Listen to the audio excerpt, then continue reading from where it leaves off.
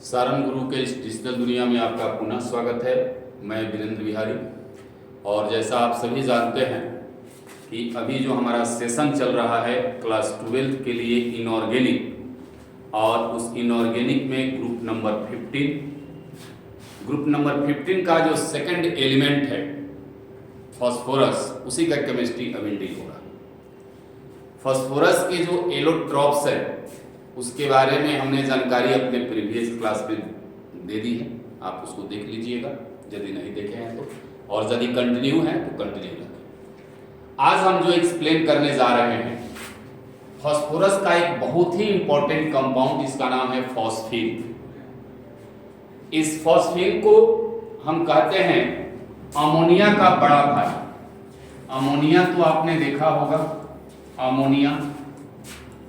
तो अमोनिया के बारे में आपने जाना भी, फर्स्ट एलिमेंट है ग्रुप नंबर 15 का अमोनिया, NH3, और चूंकि नाइट्रोजन से बड़ा होता है फास्फोरस, इसलिए हमने इसको अमोनिया का बड़ा भाई कहा दिया। इसे कहीं लिखा नहीं जाता है अमोनिया का बड़ा भाई। तो आज हम एक्सप्लेन करने जा रहे हैं इस फॉस्फीन गैस के बारे में। तो सबसे पहले हम एक्सप्लेन जो करेंगे वह होगा स्ट्रक्चर। इसके स्ट्रक्चर से सवाल जो है वह पूछे जाता है। स्ट्रक्चर से बहुत सुंदर सुंदर सवाल है फॉस्फीन के स्ट्रक्चर से। तो जस्ट लाइक अमोनिया, अमोनिया के तरह ही इसका स्ट्रक्चर होता है। जैसे अमोनिया का आपने ट्राइगोनल पिरामिडल या यूं कहे पिरामिडल शेप था, वगैरह वगैरह बात आपने देखी थी।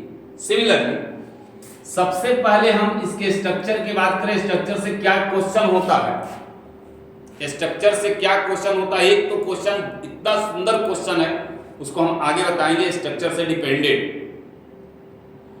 तो स्ट्रक्चर की यदि हम बात करें तो इसका हम रफ लेविस डॉट स्ट्रक्चर यदि ड्रॉ करते हैं, ए हो गया फास्फोरस सेंट्रल एटम, इसके पास 5 वैलेंस इलेक्ट्रॉन है, और ये 5 वैलेंस इलेक्ट्रॉन में ये 3 इलेक्ट्रॉन जो है ऐसे सिंगल बॉन्ड से हाइड्रोजन से बॉन्डेड है, हाइड्रोजन से बॉन्डेड, ठीक है। 3 जो है हाइड्रोजन से बॉन्डेड है। अब यदि हम इसका शेप की बात करें, शेप की बात करें तो इसका शेप जो होता है वह होता है पिरामिडल, ट्राइगोनल पिरामिडल कहिए या पिरामिडल, सिंपल में पिरामिडल बोलोगे, पिरामिडल बोलोगे, ठीक है। सबसे दिगर जो बात है, सबसे महत्वपूर्ण बात है, हम आपसे चिल्ला चिल्ला के इस बात को कह रहे हैं कि फॉस्फीन के स्ट्रक्चर से क्वेश्चन होता, यहां भी हो रहा है। एक नया कंसेप्ट हम आपको देंगे, पार्ट 1 पार्ट 2 में भी होता है, उसकी हम चर्चा आगे करेंगे। पिरामिडल इसका शेप हो गया, ठीक है। अब यदि हाइब्रिडाइजेशन की बात करें हम, हाइब्रिडाइजेशन की यदि हम बात करें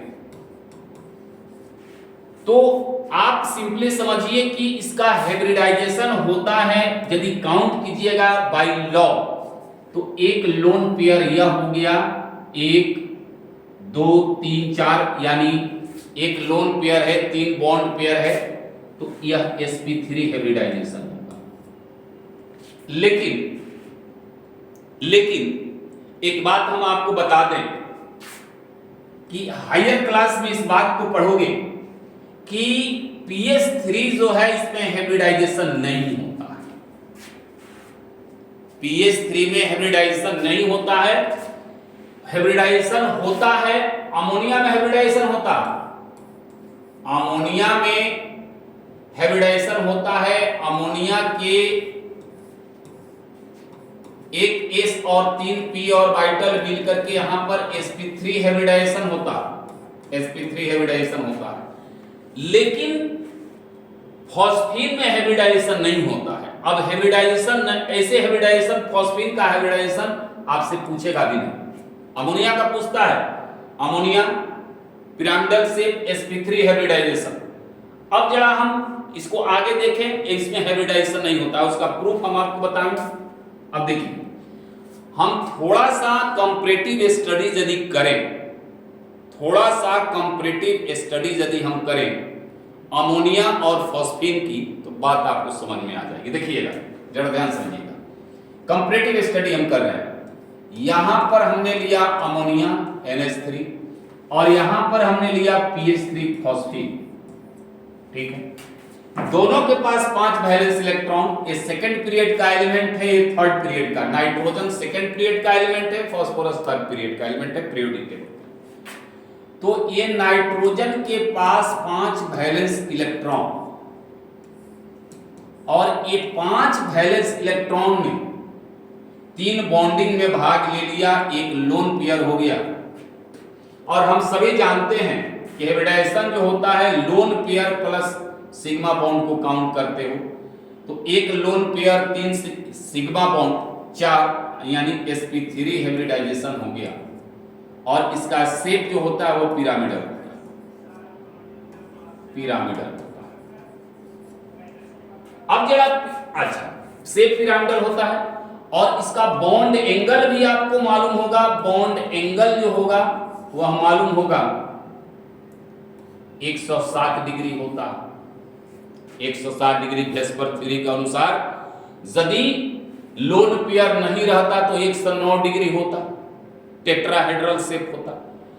एक लोन पेयर आ जाने के चलते तो लोन पेयर और बॉन्ड पेयर में आपको वेस्पर थ्योरी का कंसेप्ट बिल्कुल होना चाहिए कि यह लोन पेयर और बॉन्ड पेयर में मोर रिपल्सन होने के चलते यह लोन पेयर इस बॉन्ड पेयर को और अंदर ढकेल देता है, जिससे बॉन्ड एंगल रिड्यूस होकर के 160 डिग्री हो जाता है। ठीक है, इतनी बात समझ में आ गई। ये हमारा वेल नोन कंसेप्ट है, ये हमारा वेल नोन कंसेप्ट है कि अमोनिया में नाइट्रोजन का hybridisation sp3 pyramidal shape, bond angle 160 degree. अब जरा हम चर्चा कर ले PH3 की, तो देखिएगा PH3 सेम स्ट्रक्चर, एक lone pair, 3 bond pair, 3 bond pair, shape pyramidal, shape pyramidal, pyramidal. लेकिन इसका बॉन्ड एंगल जो होता है, याद रखिएगा जरा, बड़ा इंटरेस्टिंग बात हम आपको बता रहे हैं, बहुत इंटरेस्टिंग। इसका बॉन्ड एंगल मात्र 93 डिग्री होता है, मात्र 93 डिग्री। अब ये क्या हो गया भाई, ये क्या हो गया? बाय द वे, एक लोन पेयर से एक लोन पेयर इसको रिपेल करता, थोड़ा देर के लिए समझिए। एक लोन पेयर यदि इसको रिपेल करता तो यहां पर भी लोन पेयर निकला, तो 160 डिग्री से एक बारगी रिड्यूस होकर के 93 डिग्री हो गया। तो एक इतना ज्यादा ये रिड्यूस होने का कारण क्या है? इतना ज्यादा रिड्यूस्ड होने का कारण क्या है कि एक बाइक 160 से 93 बॉन्ड एंगल हो गया। तो कंसेप्ट कहता है, आगे के हायर क्लास में पढ़ोगे, 12th में नहीं है, इसका हम 12th के टाइप से रीजन आपको हम बता देते हैं।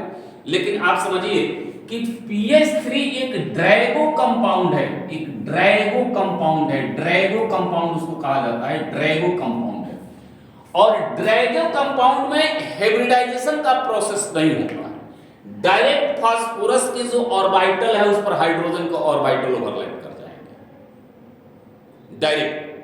यहां पर हाइब्रिडाइजेशन का प्रोसेस नहीं होता है, ये ड्रैगो कंपाउंड है PH3। अब डायरेक्ट हो जाने के चलते यहां पर इसका बॉन्ड एंगल 93 डिग्री हो जाता है।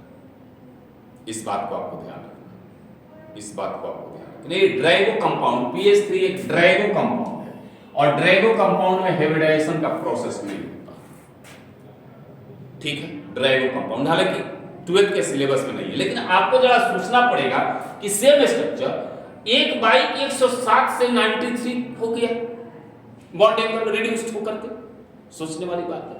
लेकिन आपके सिलेबस के अनुसार ये बराबर पूछते रहता है कि फर्स्ट एलिमेंट का जो बॉन्ड एंगल होता है वह ज्यादा होता है in comparison to second element. जैसे H2O H2S का कंसेप्ट आप पढ़े हुए। तो आपके सिलेबस के अनुसार यदि हम बात करें, आपके सिलेबस के अनुसार यदि हम बात करें, तो आप यूं समझ लेना कि ये नाइट्रोजन है मोर इलेक्ट्रोनेगेटिव देन फास्फोरस।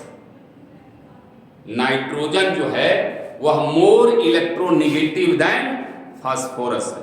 अब जरा देखिए, मोर इलेक्ट्रोनेगेटिव मतलब इलेक्ट्रोनेगेटिविटी का तो कंसेप्ट आप पढ़े होइएगा। इलेक्ट्रोनेगेटिविटी का concept withdrawing tendency of shared pair of electron, साझा के इलेक्ट्रॉन को अपने तरफ खींचने की क्षमता को हम क्या बोलते हैं? इलेक्ट्रोनेगेटिविटी बोलते हैं। यानी जो जितना ज्यादा इलेक्ट्रोनेगेटिव होता है वह शेयर्ड पेयर ऑफ इलेक्ट्रॉन, साझा के इलेक्ट्रॉन को उतना ही ज्यादा अपने तरफ खींचता है। अब इसको हम दो कलम के से आपको हम समझा रहे हैं। मान लीजिए कि ये यहां पर हमने ये फास्फोरस लगाया और नाइट्रोजन लगाया, तो नाइट्रोजन के फास्फोरस के कंपैरिजन में नाइट्रोजन मोर इलेक्ट्रोनेगेटिव है, तो यह पेयर्ड ऑफ इलेक्ट्रॉन को अपने तरफ ज्यादा खींचेगा। यदि फास्फोरस में बॉन्ड एंगल ऐसा है तो नाइट्रोजन के आ जाने से ये पेयर ऑफ इलेक्ट्रॉन है तो इसको ज्यादा खींचेगा, तो बॉन्ड एंगल बढ़ गया। तो आपके सिलेबस के अनुसार, आपके कैपेसिटी के अनुसार यदि पूछे कि व्हाई, क्वेश्चन एक स्ट्रक्चर से होता है पहला, why the bond angle of NH3 is more than pH3। NH3 का बॉन्ड एंगल pH3 से अधिक क्यों होता है? तो आप इसका आंसर लिखोगे एक वर्ड का, बिकॉज नाइट्रोजन इज मोर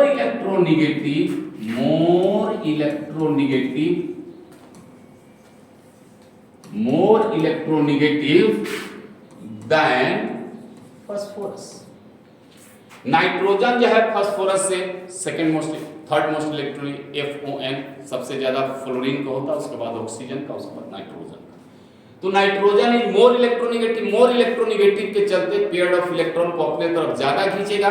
जब ज्यादा खींचेगा तो ये बॉन्ड एंगल क्या हो जाएगा? बढ़ जाएगा। ठीक है, पहला सवाल ये होता है। अब दूसरा सवाल, जैसे आपने देखा था कि अमोनिया है, अभी स्ट्रक्चर को समझ लीजिए, 2-3 सवाल यहां से होता है। अमोनिया है, एक पेयर ऑफ, यह एक हाइड्रोजन को एक्सेप्ट करके NH4 बनाता है, NH4 प्लस, ये अमोनिया हो गया और यह अमोनियम आयन हो गया,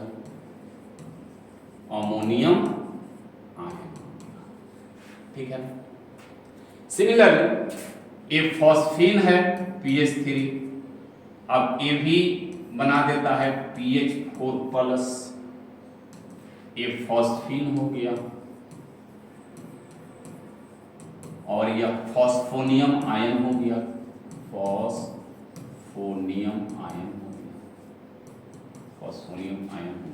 फिर इनका भी हम कंपैरेटिव स्टडी करेंगे। ठीक है, किसी भी ग्रुप का फर्स्ट और सेकंड एलिमेंट के कंपाउंड का कंपैरेटिव स्टडी से क्वेश्चन निश्चित पूछता है।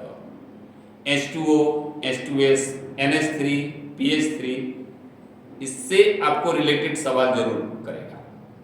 चलिए, तो NH3 ammonia, ammonium, phosphine, phosphonium, ठीक है। अब यहां पर भी आपसे सवाल पूछा गया था, यहां पर भी हम सेम सवाल पूछेंगे। ये NH3 है, एक लोन पेयर है, ये 3 हाइड्रोजन लगे हुए हैं, ये अमोनिया हो गया। और यदि फॉस्फोनियम की बात करें तो यह नाइट्रोजन हो गया, ये लोन पेयर हो गया, ये हाइड्रोजन हो गया, ये हाइड्रोजन हो गया, ये हाइड्रोजन हो गया। अब एक H+ इसमें एक्स्ट्रा है, तो ये करता क्या है? ये तो H+ है, H+ मतलब इसके पास एक भी इलेक्ट्रॉन नहीं है, क्योंकि आपको मालूम होना चाहिए कि हाइड्रोजन के पास मात्र एक इलेक्ट्रॉन होता है, H+ मतलब नो इलेक्ट्रॉन। अब इसको क्या करता है? ये दोनों शेयर्ड पेयर ऑफ इलेक्ट्रॉन इसको दे करके और कोऑर्डिनेट बॉन्ड बनाता है। क्या बनाता है? कोऑर्डिनेट बॉन्ड बनाता है। बात समझ में आ रही होगी सबको? एक कोऑर्डिनेट बॉन्ड बनाता है। अब जब कोऑर्डिनेट बॉन्ड बना दिया तो इसका यदि हम हाइब्रिडाइजेशन देखेंगे तो एक लोन पेयर 1 2 3 और 4 sp3, ठीक है, लेकिन शेप हो जाएगा पिरामिडल, पिरामिडल, पिरामिडल शेप हो जाएगा। और एक लोन पेयर के चलते क्या हो जाएगा, भेस्पर थ्योरी याद करो जरा, लोन पेयर और लोन पेयर में, लोन पेयर और बॉन्ड पेयर में मोर रिपल्सन होता है, इसको अंदर की तरफ ढकेलेगा, ढकेलने के चलते इसका बॉन्ड एंगल हो जाता है 160 डिग्री 5 मिनट। लेकिन यहां पर इसका भी हाइब्रिडाइजेशन sp3 होगा क्योंकि 4 बॉन्ड पेयर है, नो लोन पेयर, लेकिन यहां पर यह जो बॉन्ड एंगल होगा 109 डिग्री होगा, 109 डिग्री 5 मिनट कहीं कहीं पर लिखता है, या 109 मान के चलिए, बात समझ में आ रही है। तो ये sp3 हाइब्रिडाइजेशन, इसका शेप क्या हो जाएगा, टेट्राहेड्रल हो जाएगा, टेट्राहेड्रल हो जाएगा, टेट्राहेड्रल हो जाएगा, इसका टेट्राहेड्रल हो जाएगा, बात समझ में आ रही है। तो एक सवाल ये पूछता है कि why the bond angle of ammonium ion is more then ammonia, ammonium ion का बॉन्ड एंगल अमोनिया से अधिक क्यों होता है। तो कहिएगा कि इसका भी शेप sp3, इसका भी हाइब्रिडाइजेशन sp3, इसका भी sp3, लेकिन चूंकि इसका टेट्राहेड्रल शेप होता है, इसका पिरामिडल शेप होता है, इसमें लोन पेयर नहीं होता, इसमें लोन पेयर होता है, उसके चलते अब बॉन्ड पेयर में लेस रिपल्सन होता है, सबसे ज्यादा रिपल्सन लोन पेयर के बीच में, उसके बाद लोन पेयर बॉन्ड पेयर के बीच में उससे कम, और सबसे कम बॉन्ड पेयर के बीच में, तब यह बॉन्ड एंगल कितना हो जाता है, बॉन्ड एंगल कितना हो जाता है 109 डिग्री। अब आपको एनसीईआरटी सवाल दिया है कि why the bond angle of PH4 plus ammonium phosphonium ion is more than phosphine, more than phosphine. तो इसका आप जवाब आसानी से दे सकते हो बॉन्ड एंगल से। एक इसका होता है, इसका तो आराम से आपका 93 अभी हमने बताया बॉन्ड एंगल, लेकिन इसका बॉन्ड एंगल आपका 109 डिग्री 5, इसका बात समझ में आ गई, सेम दोनों आंसर सेम। तो 2 क्वेश्चन आपको हमने बताया। पहला क्वेश्चन कि NH3 का बॉन्ड एंगल PH3 से अधिक क्यों होता है, NH3 मोर इलेक्ट्रोनेगेटिव देन है PH3 से, इसलिए वह क्या करता है, अपने तरफ बॉन्ड को खींचता है, और बॉन्ड को खींचने के चलते इसका बॉन्ड एंगल बढ़ जाता है, ठीक है। या यूं आप ये समझिए, यदि डीप में जाना चाहते हो तो यह एक ड्रैगो कंपाउंड है, ड्रैगो कंपाउंड उसे कहते हैं जहां हाइब्रिडाइजेशन नहीं होता, हाइब्रिडाइजेशन नहीं होता वहां पर, इसमें हाइब्रिडाइजेशन होता है, इसलिए PH3 का लगभग कहीं हाइब्रिडाइजेशन नहीं पूछता, ठीक है। इतनी बात समझ में आ गई, कोई दिक्कत तो आप जरूर कमेंट में लिखिएगा। अब आगे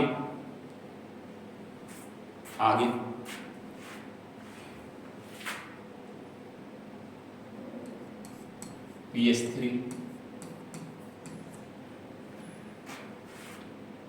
अब इसके बेसिक नेचर पर जरा देख ले हम, बेसिक नेचर पर देख। तो like NH3 PH3 also a base, ये भी क्या है, एक बेस है, और एसिड्स के साथ मिलकर के सॉल्ट का फॉर्मेशन करेगा। किस प्रकार का बेस है, लोन पेयर डोनेट करने वाला, अभी आपने फॉस्फोनियम आयन देखा, लोन पेयर डोनेट करने वाला, इसलिए क्या है, लेविस बेस है, लेविस बेस है। क्यों, because it donate lone pair, ये लोन पेयर को डोनेट करेगा, ऐसा। अब इसका यदि बेसिक नेचर हम देखें तो इससे बेटर बढ़िया बेस है क्या, ammonia, ammonia is better base than PH3, यानी अमोनिया से वीक बेस है, अमोनिया से वीक बेस, ठीक है। एकदम सिंपल सी बात हो गई। स्ट्रक्चर से आपसे सवाल पूछता। आइए अब हम आगे बात करें इस PH3 के प्रिपरेशन ऑफ, इसको हम प्रिपेयर्ड कैसे करते हैं, प्रिपेयर्ड कैसे करते हैं। तो एक इसका प्रिपरेशन जो है लैब प्रिपरेशन, लेबोरेटरी प्रिपरेशन, इसको हमने व्हाइट फास्फोरस में ही आपको बता दिया। फॉस्फीन का जो लेबोरेटरी प्रिपरेशन है, लैब प्रिपरेशन है, इसको हमने व्हाइट फास्फोरस में ही बता दिया। फिर से एक बार रिपीट कर देते हैं, फिर से एक बार रिपीट कर देते हैं, ठीक है। एक व्हाइट फास्फोरस में आपने कहा था कि when white phosphorus P4 white, when white phosphorus dissolve in, या समझिएगा बात को, dissolve in boiling solution of sodium hydroxide, when white phosphorus dissolve in boiling solution of sodium hydroxide, phosphine along with sodium hypophosphite,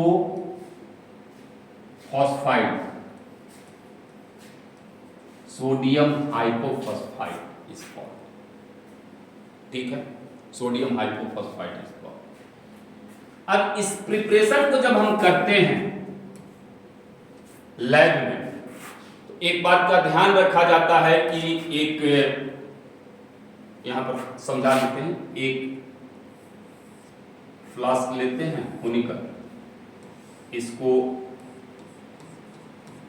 सबसे पहले यदि इसमें आप white phosphorus डाल रहे हैं और ये फ्लास्क है, तो यदि खाली जो यदि जगह है यहाँ पर, मान लीजिए यहाँ पर आपने NaOH रख दिया, NaOH का सोल्यूशन रख दिया, aqueous solution of NaOH, उसको गर्म कर रहे, यदि खाली जगह है आप डायरेक्ट कर रहे हो तो यहाँ पर तो ऑक्सीजन होगा, और यदि इसमें आप डिजल्व कर रहे हो फास्फोरस, तो ये जैसे फास्फोरस ऑक्सीजन से कंबाइन होगा, आग लग जाएगा, रेडियली कैच फायर, ठीक है। यहां पर हम कार्बन डाइऑक्साइड गैस को पास करके यहां से ऑक्सीजन को रिमूव करते हैं, यानी यहां पर ऑक्सीजन नहीं होना चाहिए, ऑक्सीजन नहीं होना चाहिए, कर उतनी जानने की जरूरत नहीं, ऑक्सीजन नहीं होना चाहिए। तो when white phosphorus dissolve in, when white phosphorus dissolve in aqueous solution of boiling sodium hydroxide, phosphine gas along with sodium hypophosphite, इसके बारे में हमने पहले भी चर्चा कर चुका, ठीक है। ये लैब प्रिपरेशन हो गया आपका। दूसरा प्रिपरेशन जो है, दूसरा प्रिपरेशन वह है कि जब कैल्शियम फॉस्फाइड, कैल्शियम फॉस्फाइड, ठीक है, कैल्शियम फॉस्फाइड,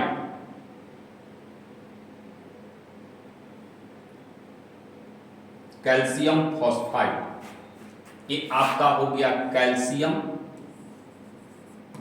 और ये हो गया फॉस्फाइड, ठीक है। अब देखिए ये फॉस्फाइड आयन है, नाम आप एकदम बच्चा की तरह याद रखिए, कैल्शियम पर 2+ फॉस्फाइड, नाइट्राइड फॉस्फाइड P3-। जब इसको हम ट्रीट करवाते हैं वाटर के साथ, वाटर के साथ, तो यह बन जाता है calcium hydroxide plus PH3, phosphine gas निकलता है। इसका यूज हम हॉल्स सिग्नल में करते हैं, इसी कंसेप्ट का यूज किया जाता है, आगे और इसका एक्सप्लेन करेंगे। या यदि हम कैल्शियम फॉस्फाइड को HCl के साथ रिएक्शन करते हैं तो ये बन जाता है CaCl plus PH3, phosphine gas, ठीक, फॉस्फीन गैस। अब ये फॉस्फीन गैस जो है, अब इसके प्रॉपर्टी पर की बात हम करेंगे। यह एक colourless poisonous gas, highly poisonous gas है, फॉस्फीन गैस पॉइजनस गैस है। अब इसके प्रॉपर्टीज की बात हम नेक्स्ट वीडियो में करेंगे। आप अभी तक जो समझा वह कि आप कंपैरेटिव स्टडी, बार बार इस बात को हम कहते हैं कि इनऑर्गेनिक पढ़ रहे हो तो फर्स्ट एलिमेंट और सेकंड एलिमेंट का कंपैरेटिव स्टडी, फर्स्ट एलिमेंट के कंपाउंड और सेकंड एलिमेंट के कंपाउंड, और खासकर नाइट्रोजन के कंपाउंड और फास्फोरस के कंपाउंड, ऑक्सीजन के कंपाउंड और सल्फर के कंपाउंड, इनका आप कंपैरेटिव स्टडी जरूर कर लीजिएगा। बॉन्ड एंगल, ठीक है, ये सारी बातें जो होती है उनकी रिएक्टिविटी या जो कुछ भी बातें होती है उनका एसिडिक नेचर या basic nature, first element second element का कंपैरेटिव स्टडी आप जरूर कीजिएगा, उससे निश्चित क्वेश्चन पूछेगा। तो यहाँ पर bond angle NH3 PH3 NH4+ PH4+ वगैरह वगैरह जो हमने आपसे क्वेश्चन बताया वहां उससे क्वेश्चन पूछा जाता है, ऑब्जेक्टिव में भी सब्जेक्टिव में। तो कल की क्लास में हम आपको एक्सप्लेन करेंगे physical and chemical properties of phosphine. तब तक आप सारण गुरु के इस ऐप को यदि सब्सक्राइब नहीं किए हैं तो जरूर सब्सक्राइब कर लें, अपने दोस्तों को शेयर करें, बताएं और कमेंट तो जरूर लिखें कमेंट बॉक्स में, पॉजिटिव कमेंट, नेगेटिव कमेंट, जो भी आपका दिल है। यदि कोई क्वेश्चन है आप उसको भी लिख सकते हैं। धन्यवाद।